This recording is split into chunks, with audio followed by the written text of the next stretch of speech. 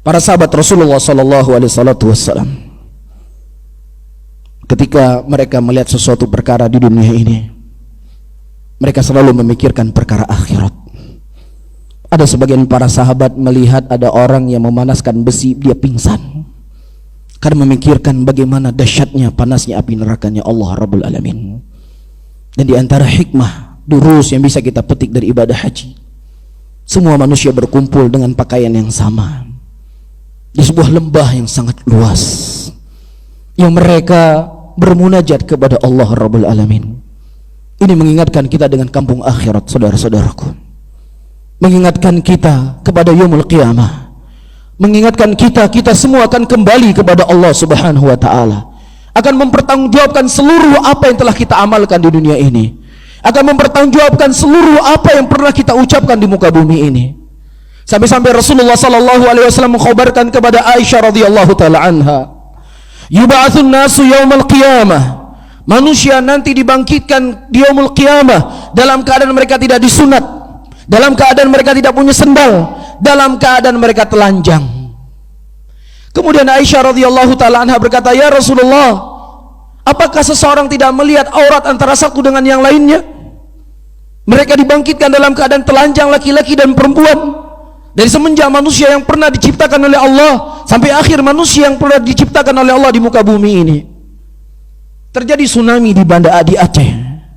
Kekuatan yang begitu keras, besar, meluluh lantakkan Aceh, meninggal 300 manusia pada waktu itu. Tapi masih sempat berpikir untuk mengambil televisi, masih sempat berpikir untuk mengambil harta di bawah kasur yang dia simpan, masih sempat untuk mengambil sarung. Padahal musibahnya begitu dahsyat terjadi.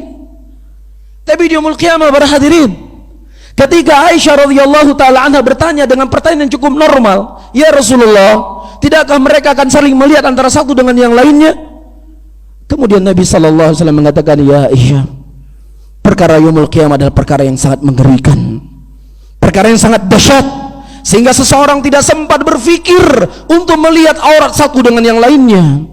Bahkan seorang ibu, kalau sekian tahun dia tidak bertemu dengan anaknya, ketika dia bertemu dengan anaknya pasti dia akan peluk. Seorang suami dengan istri yang sudah lama tidak bertemu pasti akan rindu dan kangen. Tapi tidak berlaku di yaumul qiyamah. Tidak berlaku ketika manusia dikumpulkan di padang mahsyar. Allah Subhanahu wa taala menyebutkan dalam ayatnya, "Yauma yafirru mar'u min akhihi wa ummihi wa abihi wa sahibatihi wa banihi likulli imri'in minhum yawma idzin sya'nu yughni." Hari ini anak kita bisa membantu kita, hari ini orang tua kita bisa membantu kita, hari ini harta yang kita miliki bisa membantu kita, hari ini jabatan yang kita punya bisa membantu kita dan menolong kita. Tapi di yaumul qiyamah Allah ingatkan kita semuanya, saudara-saudaraku muslimin, sebagai bentuk kasih sayang Allah kepada kita, untuk kita persiapkan diri menyambut datangnya hari kiamat. Yauma yafirru mar'u min akhihi, hari di mana seseorang akan lari dari temannya, lari dari ibunya, lari dari bapaknya, lari dari sahabat-sahabatnya. Setiap manusia pada waktu itu sibuk untuk memikirkan diri mereka masing-masing. Allah Subhanahu wa taala di tengah kengerian manusia menunggu apakah dia akan masuk surga ataukah dia masuk neraka. Allah mengatakan lillahil mulkul yaum, hanya milik Allah kerajaan hari ini. Mana para raja semua di dunia? Jangankan kita orang-orang yang banyak berbuat dosa, jangan kita orang-orang yang berbuat maksiat siang dan malam, yang masih sedikit amalan yang telah kita kumpulkan untuk bertemu dengan Allah, para nabi, para rasul, yang mereka sudah dijamin masuk surga.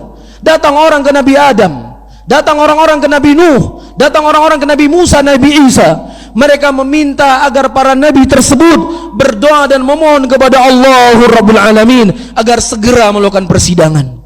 Penantian yang sungguh mengerikan. Fariqun fil jannah wa fariqun fis sa'ir. Satu kelompok berada dalam surga dan satu kelompok berada dalam nerakanya Allah Rabbul Alamin. Tidak ada kelompok yang ketiga. Di tengah penantian tersebut mereka mendatangi para nabi. Wahai Nabi Nuh, berdoalah kepada Allah agar Allah segera melakukan persidangan.